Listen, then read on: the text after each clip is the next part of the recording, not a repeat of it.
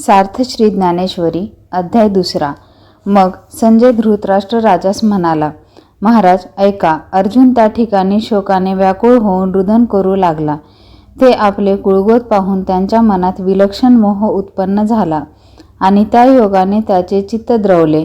कसे म्हणाल तर पाण्याने ज्याप्रमाणे मीठ विरघळते अथवा वाऱ्याने ज्याप्रमाणे ढग नाहीसे होतात त्याप्रमाणे तो मोठा धैर्यवान होता, तरी त्याच्या हृदयास द्रव आला. जसा राजहंस पक्षी चिखलात रुतल्यावर म्लान दिसतो तसा तो ममतेने व्याकुळ होऊन अगदी म्लान दिसू लागला. त्याप्रमाणे तो पंडुकुमार अर्जुन महामोहाने ग्रस्त झालेला पाहून भगवान श्रीकृष्ण म्हणाले, अर्जुना, अरे असे पहा, या ठिकाणी तुला हे शोभते काय? तू कोण आहेस? हे काय करीत आहेस याचा अगोदर विचार कर. तुला काय झाले सांग बरे. कोणते कमी पडले? काय करण्याचे राहिले? आणि दुःख कशाकरिता झाले? तू अनुचित गोष्टीकडे कधी लक्ष देत नाहीस व कधीही धरी सोडित नाहीस. तुझ्या केवळ नामस्मरणाने अपयश दिगंती पळून जाते. तू शौर्याचे केवळ आगर व क्षत्रियांचा मुकुटमणी आहेस व तुझ्या शौर्याचा डंका त्रैलोक्यात गाजत आहे. तू युद्धात शंकरास जिंकलेस, निवात कवचांचा समूळ उच्छेद केलास आणि आपले यश गंधर्वास गाण्यास विषय करून ठेविलेस. अर्जुना, ज्या तुझा पराक्रम एवढा मोठा आहे की त्याच्या तुलनेला हे त्रिभुवन देखील कमी आहे, तोच तू आज वीरवृत्ती सोडून खाली तोंड घालून रडत बसला आहेस. अर्जुना, तू करुणेने इतका दीन झाला आहेस याचा विचार कर. अरे, अंधकाराने सूर्याला कधी गिळून टाकले आहे का सांग बरे? किंवा वाऱ्यास मेघाचे भय कधी वाटले आहे? अथवा अमृतास कधी मरण आहे? किंवा लाकडाने कधी अग्नी गिळला आहे? अथवा मिठाने कधी पाणी विरले आहे? किंवा काळकूट विष हे दुसऱ्या विषाच्या बाधेने मेले आहे? अथवा मोठ्या भुजंगाला कधी बेडकाने गिळले आहे? बरे, कधी कोल्ह्याने सिंहाबरोबर झोंबी केली आहे? अशा विलक्षण गोष्टी कधीतरी घडल्या आहेत का? पण त्या तू येथे आज खऱ्या करून दाखवल्यास. म्हणून अर्जुना, अजून या गोष्टीकडे लक्ष न देता मनास लवकर धीर देऊन सावध हो. हा मूर्खपणा सोडून उठ व धनुष्यबाण हाती घे, कारण या रणभूमीवर तुझ्या या करुणेचा काय उपयोग? अर्जुना, तू ज्ञाता असून यावेळी विचार कसा करीत नाहीस? अरे, युद्धाचे प्रसंगी दया असणे योग्य आहे का सांग बरे? श्रीकृष्ण म्हणतात, अर्जुना, हे तुझे वर्तन असलेल्या कीर्तीचा नाश करणारे व परलोक गतीस मुकविणारे आहे. म्हणून अर्जुना, तू शोक करू नकोस. धरी धरून हा खेळ टाकून दे. तुला हे करणे चांगले नाही. तू आजपर्यंत जे जे काही संपादन केले आहेस त्याचा नाश होईल. म्हणून आता तरी ही जी हिताची गोष्ट असेल ती कर. यांच्याशी संग्राम करण्याच्या वेळी कृपाळूपणा उपयोगी नाही. हे कौरव, याच वेळेस तुझे नातलग झाले की काय? ही गोष्ट तुला पूर्वी माहीत नव्हती का? किंवा हे नातेवाईक आहेत हे तू ओळखत नव्हतास का? मग आत्ताच हा व्यर्थ पल्ला का लावला आहेस? आजचा हा युद्ध प्रसंग तुला जन्मात नवीन आहे का? तुम्हा परस्परांना युद्धाला नेहमीचेच निमित्त आहे. मग आता काय झाले? आताच हा स्नेह कोठून उद्भवला? मला तर बाबा हे काही समजत नाही. पण अर्जुना, ही गोष्ट तू फार वाईट केलीस. जर तू हा मोह धारण केलास तर आजपर्यंत मिळवलेले लौकिक जाऊन इह परलोकांचेही अंतरशील. अंतःकरणात शिथिलता असणे हे काही चांगले नाही. क्षत्रियास युद्धाच्या ठिकाणी ही शिथिलता म्हणजे नरकाचे साधन आहे. याप्रमाणे त्या दयाळू भगवंतांनी पुष्कळ प्रकारे केलेला बोध ऐकून अर्जुन बोलला, देवा ऐका, इतके बोलायचे काही कारण नाही. ह्या युद्धाविषयी आधी आपणच विचार करा. हे युद्ध नसून आमच्या हातून मोठी अमर्यादा होत आहे. हे करण्याला आम्ही प्रवृत्त झालो तर हा दोष आहे. इतकेच नव्हे तर आम्ही आराध्य देवतांचा उघड उच्छेद करीत आहोत. असे पहा की माता पितरांची सेवा करून त्यांना सर्व प्रकारे संतुष्ट ठेवावे आणि मागून आपण आपल्याच हाताने त्यांचा वध कसा करावा? देवा, साधू संतांना नमस्कार करावा, घडेल तर त्यांची पूजा करावी. पण हे सोडून आपण आपल्याच मुखाने त्यांची निंदा करावी. त्याचप्रमाणे हे तर आमचे कुलगुरू असून आम्हाला सर्वदा पूज्य आहेत. त्यातून भीष्म व द्रोण यांचा तर मी फार ऋणी आहे. देवा, ज्याविषयी आम्ही स्वप्नात देखील वैर धरू शकत नाही, त्यांचा प्रत्यक्ष घात कसा करावा बरे? आज या सर्वांच्या अकलांना झाले तरी काय? ज्या शस्त्रविद्येचा अभ्यास आम्ही त्यांच्यापाशी केला, तिचा उपयोग त्यांना मारण्यासाठी करून त्याविषयी प्रतिष्ठा मिरवायची असे जर होईल तर जळो हे जिने. मी अर्जुन, द्रोणाचार्याचा शिष्य, त्यांनीच मला धनुर्विद्या शिकवली, तर आता त्यांना मारून त्यांच्या त्या उपकाराची फेड करू होय. अर्जुन म्हणतो, ज्याच्या कृपेने आम्ही वरप्राप्ती करून घ्यावी, त्यांच्याशीच कृतज्ञपणा करायला मी का भस्मासूर आहे? देवा, समुद्र गंभीर आहे असे ऐकतो, तथापि ते वर करणीच. परंतु द्रोणाचार्यांविषयी म्हटले तर त्यांना राग म्हणजे काय हे माहीत सुद्धा नाही. आकाशाचा अंत नाही, पण त्याचेही माप करता येईल. परंतु द्रोणाचार्याचे अंतःकरण इतके खोल आहे की त्याचे माप करता येणार नाही. कदाचित अमृतही आंबेल किंवा वज्रही फुटेल, पण द्रोणाचार्यास प्रयत्नांनीही राग यावयाचा नाही. आईशिवाय इतरांची माया व्यर्थ होय अशी जी म्हण आहे ती खरी आहे, परंतु द्रोणाचार्याच्या ठिकाणी माया मूर्तिमंत वास करते. अर्जुन म्हणतो, हे आचार्य म्हणजे दयेचा उगम, सर्व गुणांची खाण व विद्येचे केवळ महान निधी आहेत. अशा प्रकारे हे सर्वश्रेष्ठ असून आम्हाविषयी तर पूर्ण कृपावंत आहेत. तेव्हा यांचा घात करण्याचे मनात आणणे तरी योग्य होईल का? अशांना रणात मारून मग आपण सुखाने राज्य भोगावे ही गोष्ट अंतःकरणापासून माझ्या मनात येत नाही. इतके हे कृत्य कठीण आहे. याच्यापेक्षा राज्यभोग श्रेष्ठ असतील तर असोत बिचारे, पण त्यापेक्षा भिक्षा मागणेच बरे. नाही पेक्षा देश त्याग करावा अथवा गिरीकंदरात जाऊन राहावे, परंतु याचवर आता शस्त्र म्हणून धरू नये. देवा, नवीन पाजळलेल्या बाणांनी त्यांच्या मर्मस्थानी प्रहार करून त्यांच्या रक्तात बुडून गेलेले जे भोग शोधून काढावयाचे ते प्राप्त करून घेऊन करावयाचे काय? आणि रक्ताने भरलेले ते भोग कसे उपभोगावयाचे? म्हणून हे करणे माझ्या मनात येत नाही. अशा प्रकारे बोलून त्यावेळेस अर्जुन श्रीकृष्णास म्हणाला, देवा, ऐकले का? परंतु ते बोलणे कृष्णास पसंत पडले नाही. असे पाहून अर्जुन आपल्या मनात भिवून पुन्हा म्हणाला, देवा, माझ्या बोलण्याकडे आपण लक्ष का देत नाही? बाकी माझ्या मनात जे होते ते मी येथे स्पष्ट करून बोललो, परंतु यापेक्षा चांगले कोणते ते तुम्हासच माहीत. हे पहा, ज्याच्याशी आमचे वैर आहे, ही अक्षरे ऐकल्याबरोबर आम्ही प्राण सोडावे, तेच रणभूमीवर संग्राम करण्याकरता उभे आहेत, तर त्यांना मारावे किंवा सोडून निघून जावे. या दोहोंमध्ये चांगली गोष्ट कोणती हे आम्हाला समजत नाही. आम्हास कोणती गोष्ट करणे योग्य आहे हे सुचत नाही, कारण या मोहाने माझे चित्त व्याकुळ झाले आहे. ज्याप्रमाणे अंधाराने डोळ्यांचे तेज नाहीसे झाले, म्हणजे जवळ असलेलाही पदार्थ दिसत नाही, त्याप्रमाणे देवा माझी स्थिती झाली आहे. माझे मन भ्रांतीने ग्रासून गेले असून आपले हित कशात आहे तेही मला समजत नाही. तर श्रीकृष्णा, आपण विचार करून खरे असेल ते आम्हाला सांगा, कारण आमचे सर्व प्रकारे सहाय्य करणारे आपणच आहात. आमचे गुरु, बंधू, बाप, कुलदैवत आणि नेहमी संकट समय रक्षण करणारे आपणच आहात.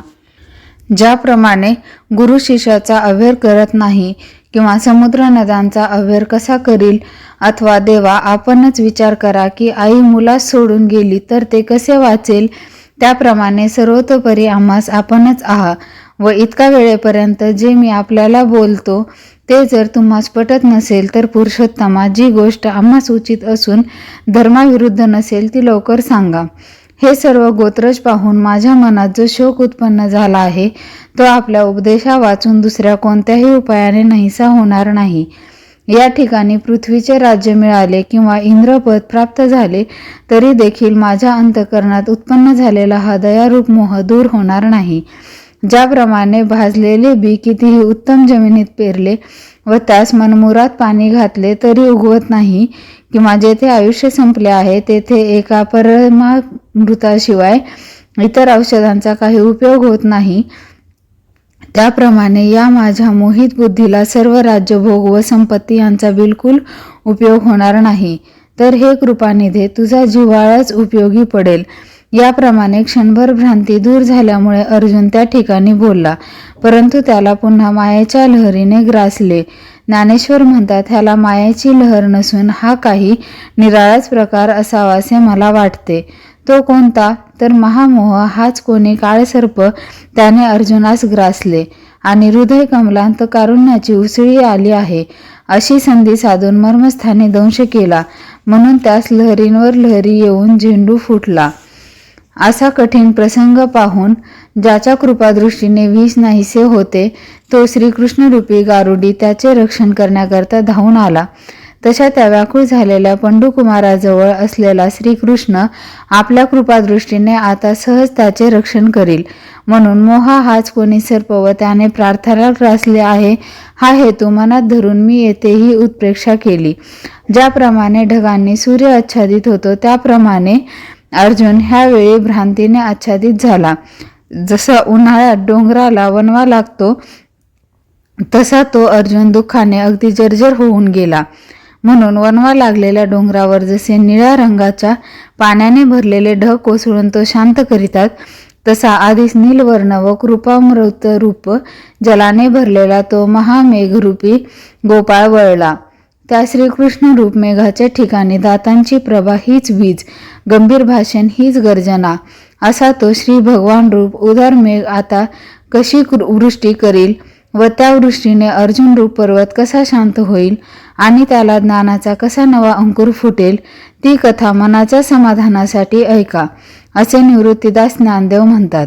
ह्याप्रमाणे धृतराष्ट्रास सांगून संजय आणखीन म्हणतो, राजा पुन्हा तो अर्जुन शोकयुक्त अंतःकरणाने बोलू लागला. देवा ऐका, आपण मला युद्ध करण्याविषयी कोणत्याही प्रकारे भीड घालू नका. ह्या ठिकाणी मी निसंशय युद्ध करणार नाही. ह्याप्रमाणे एकदम बोलून पुढे काही न बोलता तो स्तब्ध राहिला. हे पाहून भगवंतास मोठे आश्चर्य वाटले. भगवान आपल्या मनात विचार करतात, ह्या प्रसंगी अर्जुनाने हे काय आरंभिले आहे आणि ह्याची समजूत ही काही केल्या पडत नाही. ह्याला काय करावे, ह्याची कोणत्या उपायाने समजूत पडेल, काय केले असता ह्याला धैर्य येईल.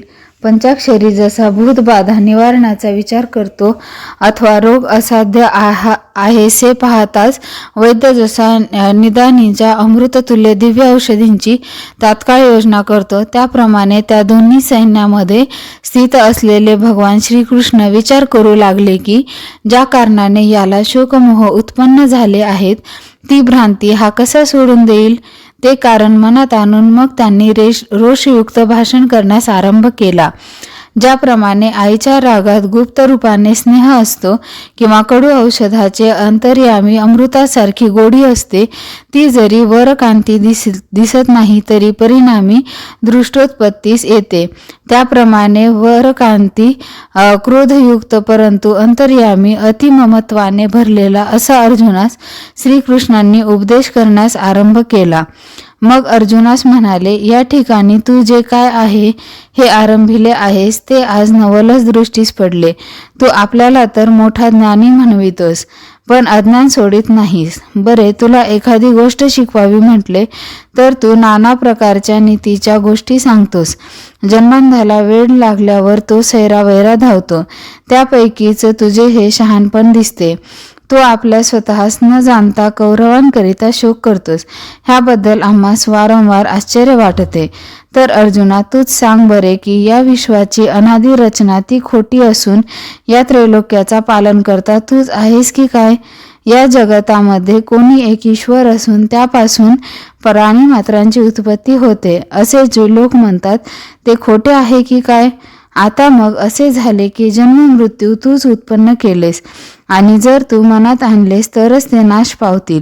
जरी भ्रममूलक अहंकाराने ग्रस्त होऊन या कौरवांचा घात करण्याचे तू मनात आणले नाहीस तरी हे चिरंजीव होतील का सांग बरे.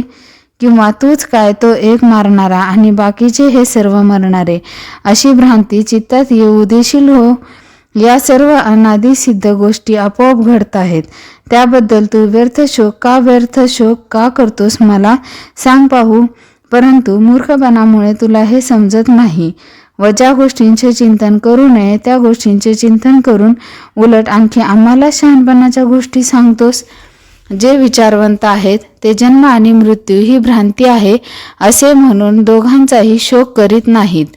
अर्जुना आणखी सांगतो ऐक. तुम्ही, आम्ही व हे सर्व राजे ह्या ठिकाणी जमले आहेत. ते असेच राहतील किंवा लयाला जातील ही भ्रांती सोडून दिली म्हणजे ह्या दोन्ही गोष्टी खऱ्या नाहीत. उत्पत्ती किंवा नाश जे दिसतात ते मायेच्या योगाने, एरवी खरोखर आत्मा अविनाशीच आहे. पाणी हलून त्याचवर बुडबुडे दृष्टीस पडतात तेव्हा त्या ठिकाणी पाण्याशिवाय काय उत्पन्न झाले म्हणावे. वाऱ्याचे वाहने नाहीसे झाल्यावर पाणी स्थिर झाले असता त्या ठिकाणी पाण्याशिवाय काय लयास गेले याचा विचार कर. आणखी असे पहा की शरीर तर एकच असते पण वय परत्वे त्यात देखील भेद दृष्टीस पडतात. हे प्रत्यक्षच प्रमाण आहे. त्या शरीरावर बालपण आपण पाहतो, पुढे तेच बालपण तारुण्यात नाहीसे होते, परंतु त्या प्रत्येकाबरोबर शरीर नाहीसे होत नाही. त्याचप्रमाणे चैतन्याच्या ठिकाणी शरीराची रूपांतरे होतात हे जाणण्यास भ्रममूलक दुःख होत नाही. इंद्रियाच्या अधीन झाल्यामुळे हे मनुष्यास समजत नाही. इंद्रियांनी मनुष्याचे अंतःकरण विषयांकडे ओढले आहे म्हणून हा भ्रम होतो. इंद्रियांनी विषय सेवन केले म्हणजे सुखदुःखे उत्पन्न होतात व मग ती सुखदुःखे आपल्या संबंधाने मनुष्याचे मन भ्रमवितात. ज्या शब्दाधिक विषयांच्या ठिकाणी एक स्थिती कधीच नसते तेथे वेळेनुसार सुख किंवा दुःख दोन्हीही भासतात. आता शब्द विषयाची व्याप्ती पहा की कानांनी निंदा ऐकली तर द्वेष उत्पन्न होतो आणि त्याच शब्दांनी स्तुती केलेली ऐकली तर समाधान उत्पन्न होते. आता मऊपणा व कठीणपणा हे स्पर्श या विषयाचे दोन भेद आहेत, परंतु ते त्वचेच्या ठिकाणी भासल्यावर सुख व दुःख उत्पन्न होते. तसेच भेसूर आणि सुरेख अशी दोन लक्षणे रूप विषयाचीच आहेत, पण ती डोळ्यांनी पाहिल्यावर दुःख सुख उत्पन्न होते. त्याप्रमाणे गंध विषयाचे सुगंध व दुर्गंध हे दोन भेद आहेत. हे घ्राणेंद्रियाद्वारा संतोष व असंतोष उत्पन्न करतात. तद्वतच रसाच्या दोन स्वरूपांपासून प्रीती आणि त्रास ही उत्पन्न होतात. म्हणून विषय संग हाच मुख्य स्वरूपापासून भ्रष्ट करणारा आहे. असे पहा की जे इंद्रियाधीन होतात त्यांची शीतोष्णांची बाधा होऊन ते आपोआपच सुखदुःखाचे अधीन होतात. इंद्रियाचा स्वतःचाच धर्म असा आहे की या विषयांविषयी त्यांना जगतात रम्य असे दुसरे काहीच वाटत नाही. हे विषय म्हटले तर मृगजळ किंवा स्वप्नात दिसणारे हत्ती जसे केवळ भासणारे त्याप्रमाणे अनित्य आहेत. पहा, म्हणून पार्था ह्यांची यत्किंचितही संगती न धरता तू त्यांचा त्याग कर. जो पुरुष या विषयांच्या स्वाधीन होत नाही त्याला सुख व दुःख हे दोन्ही प्राप्त होत नाही आणि गर्भवासाची संगती घडत नाही, जन्म प्राप्त होत नाही. अर्जुना, जो या विषयांच्या पाशात सापडत नाही तोच अविनाशी आहे असे समज. आता अर्जुना, तुला आणखी एक गोष्ट सांगतो, ती विचारवंत लोक ओळखतात. ह्या जगामध्ये सर्वव्यापक असे जे एक गूढ चैतन्य आहे त्याचा तत्वज्ञ लोक सदैव स्वीकार करतात. दूध व पाणी एकत्र मिळवले असता ज्याप्रमाणे राजहंस पक्षी ते वेगळे करतात अथवा चतुर लोक डागलग सोने अग्नीत घालून तवा दिल्यावर शुद्ध करतात किंवा चातुर्याने दही घुसळल्यानंतर शेवटी जसे लोणी निघालेले दृष्टीस पडते अथवा कोंडा आणि धान्य ही एकत्र असून वाऱ्यावर धरून उफाणल्यावर ज्याप्रमाणे धान्य खाली राहून फोल उडून जाते त्याप्रमाणे विचाराअंती प्रपंच सहजच नाहीसा होतो आणि मग ज्ञानी पुरुषांना विचार करण्याला फक्त तत्व अर्थातच ब्रह्मच उरते. म्हणून त्यांची असताचे ठिकाणी अस्तिक्य बुद्धी नसते, कारण सत आणि असत या दोघांचाही परिणाम त्यास माहीत असतो. असे पहा की खऱ्या खोट्यांचा विचार जर केला तर सहजच भ्रांती हा निस्सार आहे आणि सार हे स्वभावताच अविनाशी आहे. हे ध्यानात धर.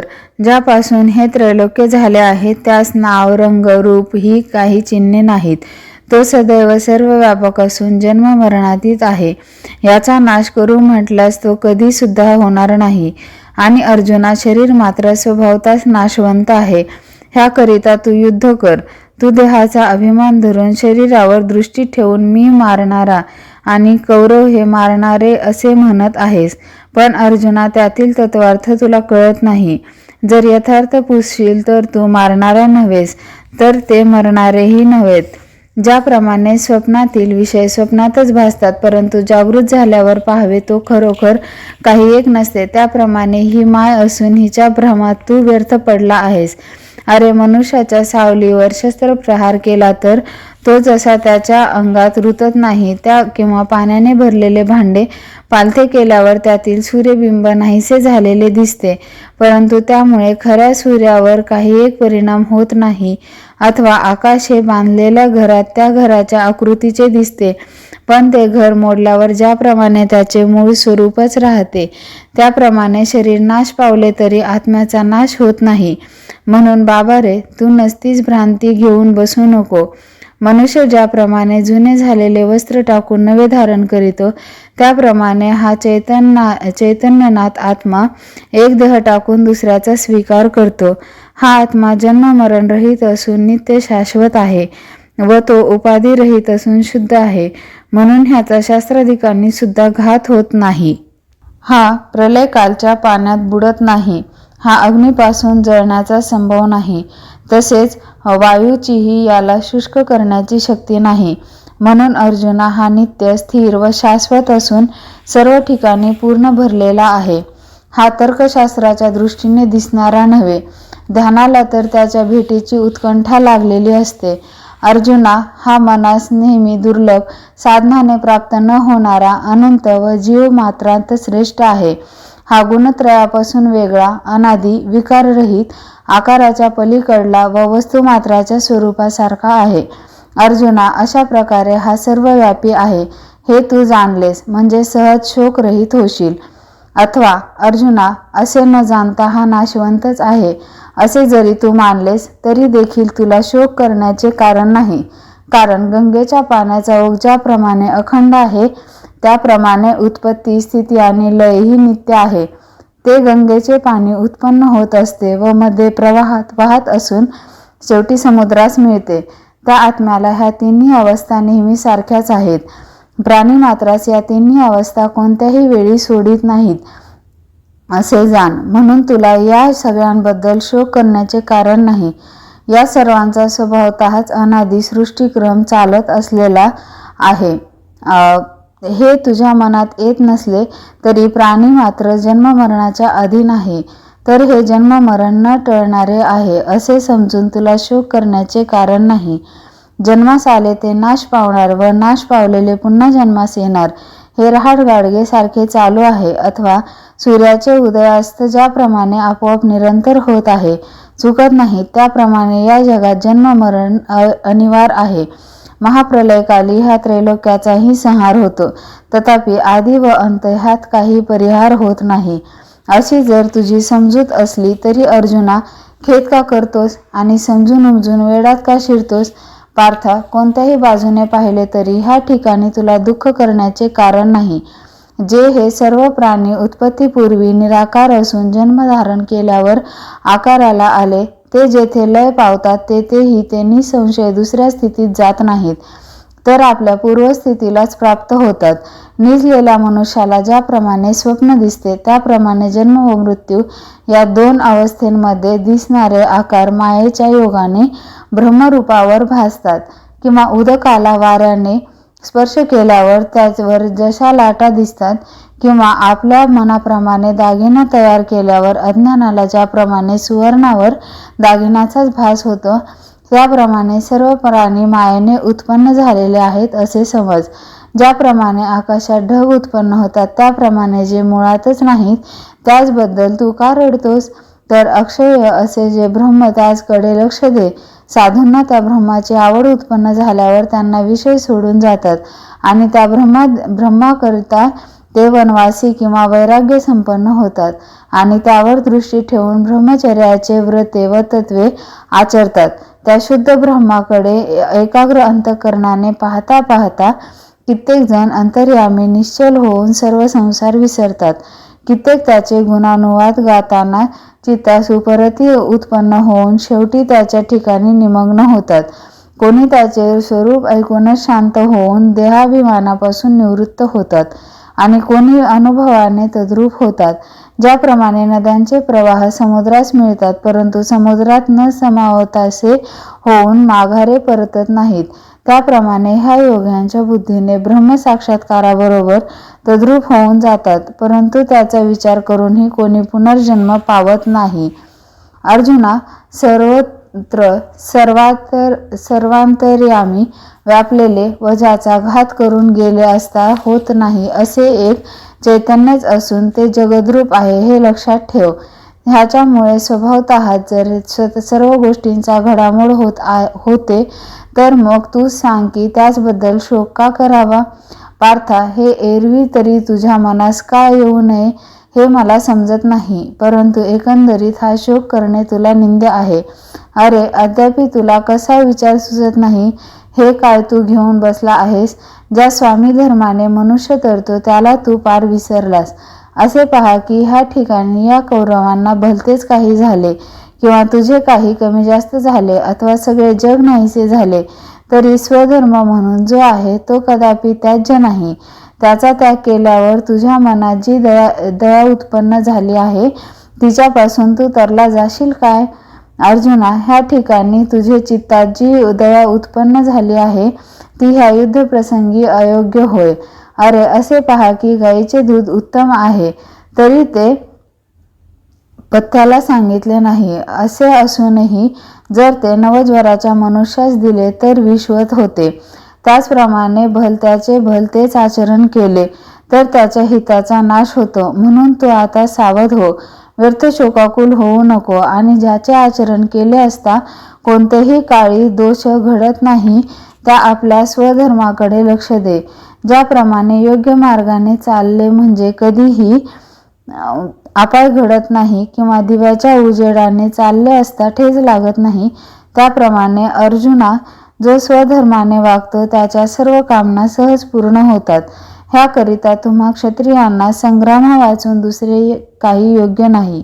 मनात कपट न धरता समोरासमोर उभे राहून एकमेकांवर प्रहार करून युद्ध करावे हे प्रत्यक्ष तुला माहीत असून आणखी काय सांगावे?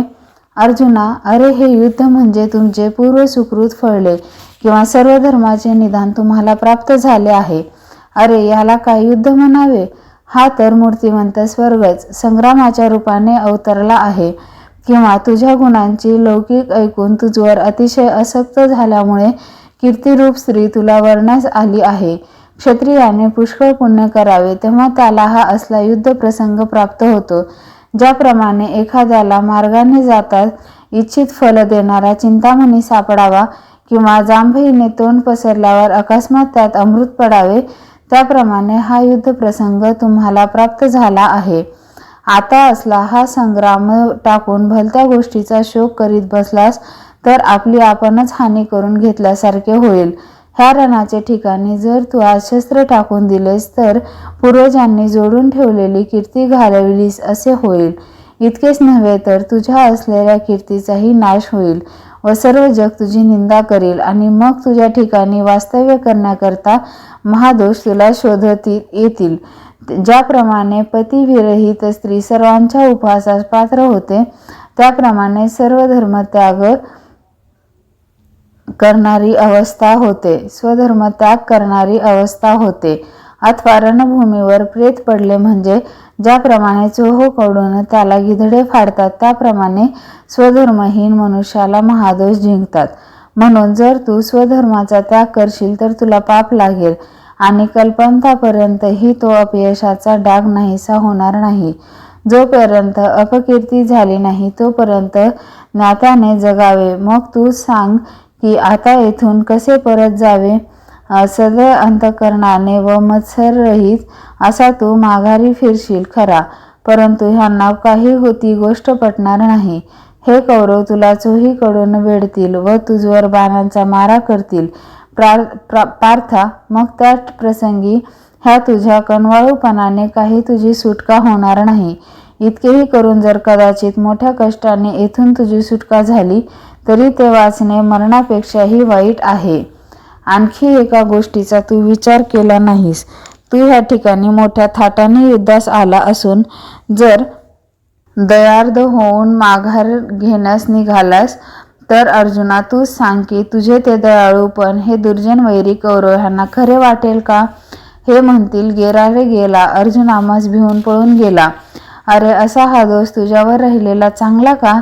धनुर्धरा, पाहिजे तितके सायास करून किंवा प्रसंगी प्राणही खर्ची घालून लोक ज्या कीर्तीचे संपादन करतात ती गगनाप्रमाणे अनुपमेय व निष्प्रतिबंध कीर्ती संपादनाचा प्रसंग अनायासाने तुला आला आहे. तुझी कीर्ती अमर्याद असून तुझे गुणही उपमारहित आहेत अशी तिन्ही लोकात ख्याती आहे. देशांतरीचे राजे रजवाडे स्तुतिपाठक होऊन तुझी कीर्ती गातात. ते ऐकून यमादिक देखील तुला भितात. त्या कीर्तीचा महिमा गंगेच्या पाण्याप्रमाणे निर्मल व गहन आहे आणि तो ऐकून जगातील मोठमोठी योद्धेही स्तब्ध होतात. असा तुझ्या अद्भुत शौर्याचा महिमा ऐकून हे सर्व कौरव आपल्या प्राण्यांवर उदार झाले आहेत. ज्याप्रमाणे सिंहाची गर्जना ऐकल्याबरोबर उन्मत्त हत्तीलाही प्रलयकालच ओढवला असे वाटते, त्याप्रमाणे सर्व कौरवास तुझा धाक वाटतो. ज्याप्रमाणे पर्वत वज्राला किंवा सर्प गरुडाला मानतात, त्याप्रमाणे हे कौरव तुला नेहमी मानतात.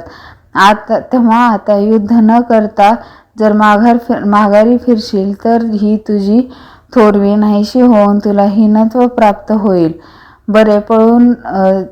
बरे पळून जाऊ म्हणशील तर ते तुला जाऊ देणार नाहीत. तुला धरून आणून तुझी फजिती करतील आणि तोंडावर तुझी अतिशय निंदा करतील. ते मर्मभेदक शब्द ऐकून अंतःकरणात विदीर्ण होण्यापेक्षा शौर्याने युद्ध का करू नये? जर ह्यांना तू जिंकलेस तर पृथ्वीचे राज्य भोगशील, अथवा ह्या रणामध्ये युद्ध करताना तू मेलास तर सहज निरामय असे स्वर्ग सुख भोगशील. म्हणून अर्जुना, ह्याबद्दल आता विचार करीत बसू नकोस, तर उठ आणि हातात धनुष्य घेऊन लवकर युद्धास आरंभ कर. हे पहा, स्वधर्माचे आचरण केले तर असलेले दोष नाश पावतात. असे असून बसणारा कधी बुडेल का? नाश पावतात. असे असून त्याच्यापासून पातक लागेल हा भ्रम तुझ्या मनात कोठून उत्पन्न झाला? तूच सांग की, नावीत बसलेला कधी बुडेल का? त्याप्रमाणे चांगल्या रस्त्याने जाणारा कधी ठेच लागून पडेल का? परंतु ज्याला चालता येत नाही तो मात्र कदाचित ठेच लागून पडण्याचा संभव आहे. दूध प्यायल्याने मरण येणार नाही, परंतु ते विषाबरोबर सेवन केल्यास तो सेवन करणारा मरेल. त्याप्रमाणे फलाच्या आशेने स्वधर्माचे आचरण केल्यास मात्र दोष लागतील. म्हणून अर्जुना, निष्काम होऊन क्षत्रिय धर्माचे युद्ध कर, म्हणजे पातकाचा लेशही तुला लागणार नाही. सुख प्राप्त झाले असता संतोष मानू नये, दुःख प्राप्त झाले असता खेद मानू नये आणि मनात लाभालाभ धरू नये. ह्या समरांगणी आपल्याला जे मिळेल किंवा आपण मरू, ह्या पुढील गोष्टींचा अगदी विचार करू नये. आपण स्वधर्माचे वागत असताना जे बरे वाईट प्राप्त होईल ते निमूटपणे सहन करावे. अशा रीतीने मनाचा निश्चय केला म्हणजे सहजच दोष घडत नाहीत. म्हणून तू निश्चयाने आता युद्धास आरंभ कर.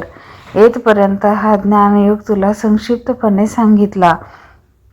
आता बुद्धियोग कर्माशी ज्ञानाचा संबंध कर्मयोग सांगतो. ऐक अर्जुना, पुरुष बुद्धियोगाला प्राप्त झाला असता ज्याला कर्मबंधाची मुळीच बाधा होत नाही. ज्याप्रमाणे अंगात वज्र कवच घातले म्हणजे शस्त्राची वृष्टी सहन होत विजयी पुरुष सुरक्षित राहतो,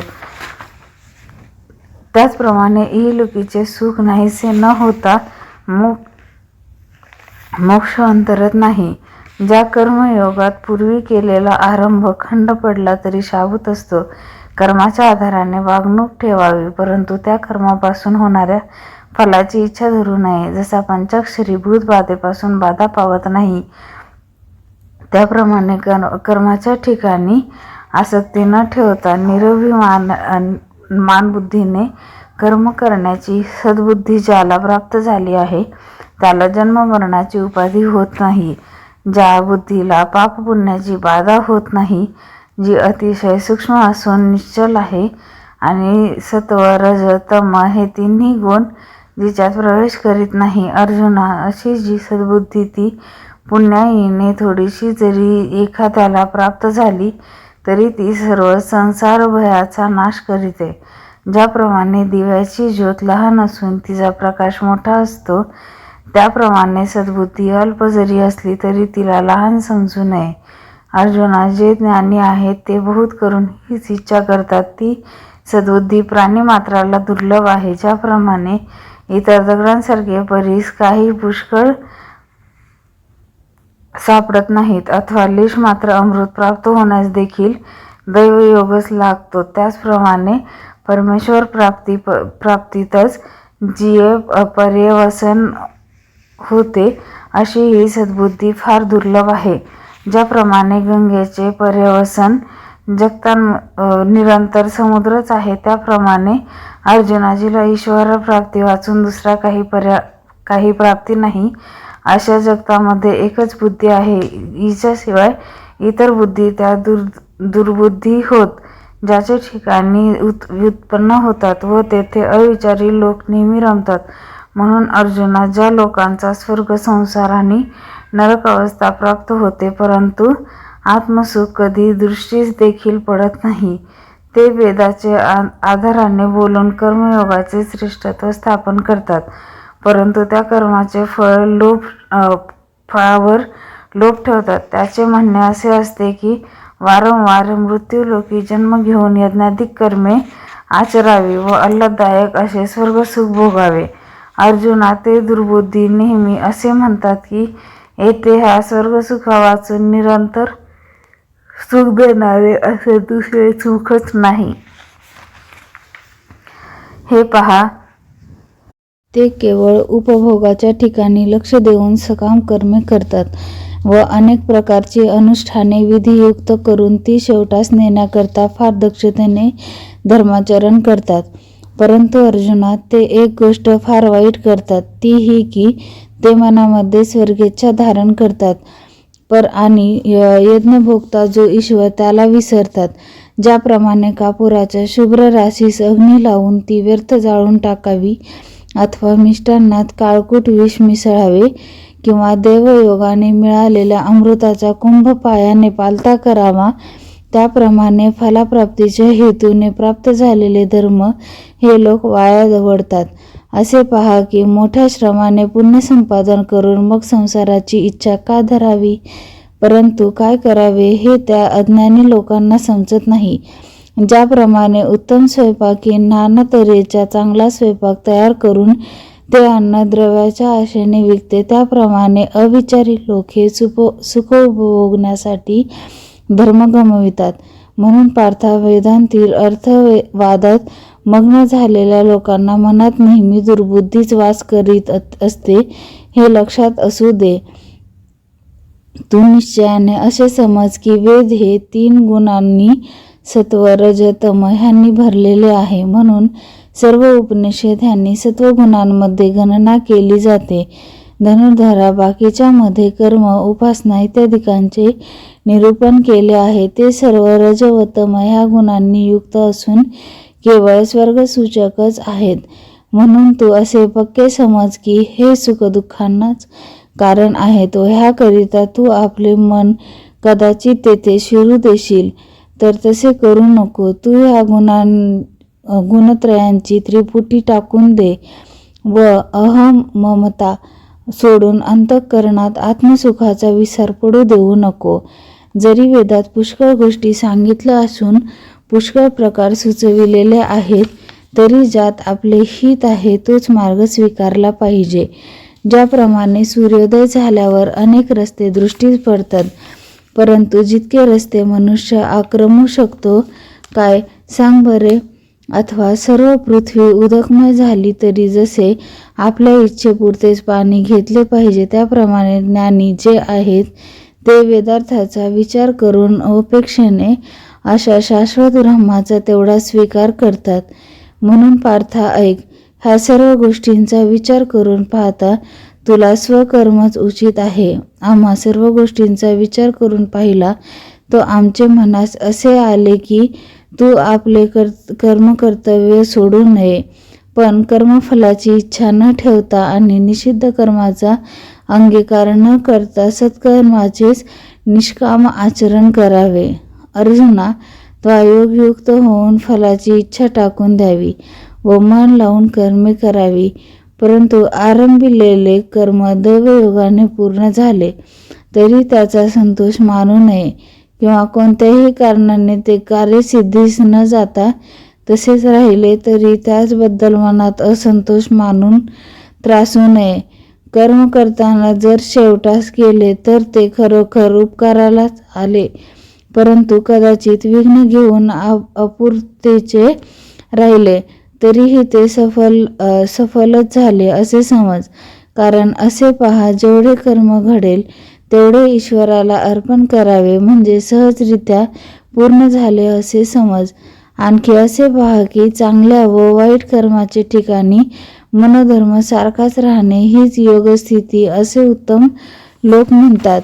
अर्जुना, ज्या ठिकाणी मन आणि बुद्धी यांचे ऐक्य आहे याच ठिकाणी चित्ताची समता राहते आणि तेच योगाचे सार आहे. पार्था, विचारांती बुद्धियोगाची व कर्मयोगाची तुलना केली असता हा अहंकारयुक्त व फलेच्छासहित कर्मयोग फार कमी योग्यतेचा आहे. परंतु त्या कर्माचेच आचरण केले म्हणजे हा बुद्धियोग साध्य होतो आणि अशा रीतीने कार्यसिद्धी झाली म्हणजे त्याला योगस्थिती म्हणतात. म्हणून अर्जुना, बुद्धियोग हाच पायाशुद्धी आहे आणि त्याच्याच ठिकाणी तू आपले मन लाव. परंतु मनात फलप्राप्तीची आशा करू नको. ज्याची बुद्धियोगाकडे प्रवृत्त झाली तेच पार पडतात आणि पाप व पुण्य या दोन्ही बंधनातून सुटतात. अर्जुना, त्यांनी जरी कर्मे केली तरी ते कर्माच्या फलाची इच्छा धरीत नाहीत, म्हणून त्याच्या जन्ममरणाच्या यातायाती चुकतात. धनुर्धरा, मग बुद्धियोगयुक्त होऊन ब्रह्मानंदाने भरलेले अविनाशी असे पद ते पावतात. जेव्हा तू ह्या मोहाचा त्याग करशील तेव्हा या स्थितीस पाहून मग तुझ्या मनात वैराग्य उत्पन्न होईल. त्यामुळे निर्दोष आणि सहन असे जे आत्मज्ञान ते तुला प्राप्त होईल आणि मग आपोआप तुझे मन तृप्त होईल. अशी तुझ्या मनाची स्थिती झाल्यावर मग पुढल्याबद्दल काही विचार करणे किंवा मागील गोष्ट आठवणे हे सर्व प्रकार जागचे जागे राहतील. इंद्रियाच्या संगतीने जी बुद्धी चंचल आहे ती आत्मरूपाची प्राप्ती झाल्यावर मग सहज स्थिर होते. समाधी सुखाचे ठिकाणी जेव्हा तुझी बुद्धी स्थिर होईल तेव्हाच तुला सर्व योग स्थिती साधेल. त्यावेळी अर्जुन म्हणाला, श्रीकृष्णा, कृपानिधे, ह्याचबद्दल खुलासा मी जो विचारीन तो कृपा करून सांग. मग श्रीकृष्ण म्हणतात, अर्जुना, जे तुला संतोषित मानाने योग्य वाटेल ते खुशाल विचार. असे म्हटल्यावर अर्जुन श्रीकृष्णास म्हणाला, स्थितप्रज्ञ, ज्याची बुद्धी स्थिर आहे तो कोणाला म्हणावे व तो ओळखावा कसा हे उघड करून सांगा. ज्याला स्थिर बुद्धी म्हणतात व जो निरंतर समाधी सुख भोगतो तो कोणत्या चिन्हांनी ओळखावा. देवा लक्ष्मीपते, तू कोणत्या स्थितीत असतो व कोणत्या रूपाने वर्तन करतो हे कृपा करून मला सांगा. तेव्हा षड्गुणैश्वर्यसंपन्न सर्व गुणांचे अधिष्ठान व परब्रह्मा अवतार असे भगवान श्रीकृष्ण बोलू लागले. श्री भगवान म्हणतात, अर्जुना, ऐक. मनातील जी बलवत्तर इच्छा ती आत्मसुखाला विघ्न आणते. जो सर्वदा तृप्त असून ज्याचे अंतःकरण आत्मज्ञानाने भरलेले आहे आणि ज्याच्या संगतीने विषयांमध्ये पतन घडते त्या कामाची ज्याच्या मनातून पूर्ण निवृत्ती होऊन ज्याचे मन आत्मसंतोषात म्हणजे स्वानंदात रममान असते तोच पुरुष स्थिर बुद्धी असे जाणावे. नाना प्रकारची दुःखे प्राप्त झाली असता ज्याच्या मनात त्रास उत्पन्न होत नाही आणि जो सुखाच्या प्राप्तीकरता झटत नाही, अर्जुना, त्या सत्पुरुषाच्या अंतःकरणातून काम क्रोध सहज नाही तसे झालेले असतात व त्या पूर्णावस्थेस पोहोचलेल्या पुरुषास भयाचे नाव देखील माहीत नसते. अशा प्रकारे संसार सोडून देऊन जो केवळ भेदरहित झालेला असतो तोच पुरुष स्थिर बुद्धी असतो असे समजावे. पौर्णिमेचा चंद्र जसा चांगल्या किंवा वाईट लोकांस सारखा प्रकाश देतो, तसा जो सर्वांशी सदैव सारखे वर्तन ठेवतो, त्याप्रमाणे अखंड समता आणि प्राणिमात्रांविषयी सदयता असून ज्याच्या चित्ताची स्थिती कधीही पलटत नाही. काही चांगले प्राप्त झाले तरी त्याच्या संतोषाने ज्याला गर्व होत नाही व वाईट गोष्टीपासून ज्याला दुःख होत नाही, असा जो हर्ष शोक रहित असून नेहमी आत्मविचारात निमग्न असतो, तो अर्जुना स्थिर बुद्धी असे जाण. किंवा कासव आनंदात असता आपला हातपाय पसरते अथवा हवे असल्यास आपले आपण आवळून धरते, त्याप्रमाणे ज्याची इंद्रिय स्वाधीन होऊन तो जे म्हणेल ते करतात, त्याची बुद्धी स्थिर पावली असे समज. अर्जुना, आणखी एक गंमत तुला सांगतो, ऐक. जे साधक नियमांच्या योगाने विषयाचा त्याग करून क्षेत्रादी इंद्रियांचे आकलन करीतात, परंतु जिव्हेचा निग्रह करीत नाहीत, ते नाना तऱ्हेने ह्या विषयांमध्ये गुरफटलेले जातात. एखाद्या वृक्षाचे वरचे शेंडे खुडले आणि मुळाशी पाणी घातले तर त्या वृक्षाचा नाश कसा होईल? तो जसा उदकाच्या बळाने आडवा फुटतो, त्याप्रमाणे ह्या रचनेच्या द्वारे अंतःकरणात विषय अधिकाधिकच पुष्ट होतात. इतर इंद्रियांचे विषय कमी केले असता कमी होतात, पण त्याच प्रमाणात जिभेचे विषय हट्टाने कमी करता येत नाही, कारण ते जीवन आहे. याशिवाय हे शरीर चालवायचे नाही. परंतु अर्जुना, साधक जेव्हा परब्रह्माचा अनुभव घेतात तेव्हा रसनेच्या साह्याने नियमन होऊ शकते. ज्यावेळी आपण ब्रह्म आहो असा अनुभव येतो, त्यावेळी शरीराचे व्यवहार बंद होऊन इंद्रियाचे विषयांना विसरून जातात. एरवी अर्जुना, ह्यांना जिंकण्याबद्दल जे निरंतर यत्न करतात त्यांना देखील ही अधीन होत नाहीत. जो आपल्या सभोवती अभ्यासाची गस्त ठेवून नियमांचे कुंपण करतो आणि मन सदा मुठीत बाळगतो, त्याला सुगंध सुद्धा ही इंद्रिय व्याकुळ करून टाकतात. असा ह्या इंद्रियांचा प्रताप आहे. ज्याप्रमाणे मांत्रिकाला जाखीन भुलवून टाकते, त्याप्रमाणे हे विषय ऋतीसिद्धीच्या रूपाने योग्याला प्राप्त होतात व मग इंद्रियांद्वारे योग्याचे भ्रम नष्ट करतात. अशा संधीत जर मन सापडले तर अभ्यास जगाच्या जागी राहतो. अशा ह्या इंद्रियांची शक्ती आहे. म्हणून पार्था, सर्व विषयांचे ठिकाणी इच्छा सोडून इंद्रियांना जो जिंकतो व ज्याचे अंतःकरण विषयांच्या सुखाने लाचावले जात नाही, तोच योगनिष्ठा प्राप्त होण्याच्या योग्य असे जाण. कारण तो नेहमी आत्मबोधाने युक्त होऊन राहतो व तो अंतःकरणात मला कधी विसरत नाही. जर कोणी बाहेरचे विषय सोडून कर्मेंद्रियांना आवरून धरून स्वस्थ बसला व त्याने मनात जरी विषयांची इच्छा केली, तथापि तो जन्म मरणाच्या फेऱ्यातून सुटला असे म्हणता येत नाही. विष हे सेवन करतेवेळी जरी थोडे असले तरी ते ज्याप्रमाणे शरीरात पसरून जीवांचा निसंशय नाश करते, त्याप्रमाणे मनात विषयांची थोडी जरी इच्छा राहिली तरी ती सर्व विचारसमूहाचा घात करीते. अंतःकरणात विषयांची नुसती आठवण झाली तरी विरक्ताला देखील त्याविषयी प्रीती उत्पन्न होते आणि ह्या प्रीतीच्या योगाने मूर्तिमंत काम प्रगट होते. काम उत्पन्न झाला की त्या ठिकाणी आधी क्रोध आलेलाच व क्रोधामध्ये अविचार आपला ठेवलाच असावयाचा. ज्याप्रमाणे दिव्याची ज्योत वाऱ्याने नाहीशी होते, त्याप्रमाणे अविचारामुळे स्मृती नाश पावते. संध्याकाळ होताच रात जशी सूर्यतेजाला गिळून टाकते, त्याप्रमाणे स्मृतीचा भ्रंश झाल्यावर मनुष्याची दशा होते. मग अज्ञानामुळे त्याची बुद्धी केवळ आंधळी होऊन तो सर्व गोष्टीस आंजवतो आणि त्याला काही सुसेनासे होते. जन्मांताला पळण्याचा प्रसंग आल्यावर तो जसा दीन होऊन सैरावैरा धावू लागतो, त्याप्रमाणे अर्जुना बुद्धीला भ्रमण होते. अशा रीतीने बुद्धीला भ्रंश झाला म्हणजे बुद्धी घोटाळ्यात पडते आणि मग सर्व ज्ञान नष्ट होते.